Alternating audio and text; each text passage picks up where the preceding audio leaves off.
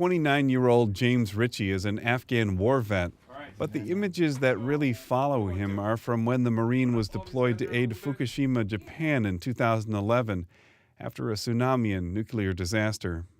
Ritchie came ashore in a small craft to see bodies floating in the water. Mainly a lot of deceased people, family that were looking for their other family members, a lot of distressed civilians, and plenty of destruction.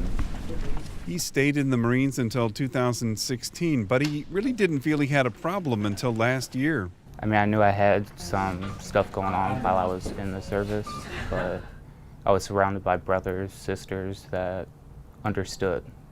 You know, you go to work every day surrounded by 1,000 of your closest friends.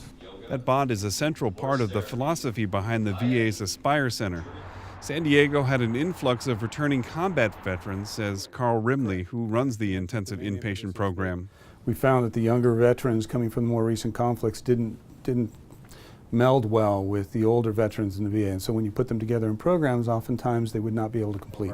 Veterans get job training and life skill training, along with treatment for PTSD. The treatments are the same therapy used at VAs throughout the system, but here the veterans stay for months.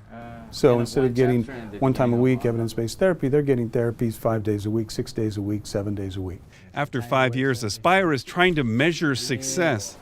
The VA sees PTSD as a chronic illness. Symptoms are managed or reduced.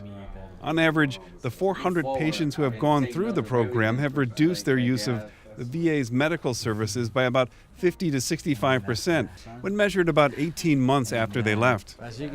In 2003, Irvin Reyes was in Ramadi when a truck loaded with explosives detonated in the center of his compound. After he retired, he couldn't tell anyone that he could still smell the burning flesh.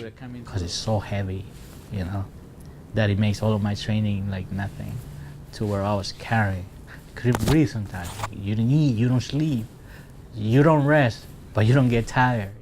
My wall of purpose. Like Ritchie, it took a family member to push Reyes into treatment. Technically, the program is only for veterans at risk of being homeless.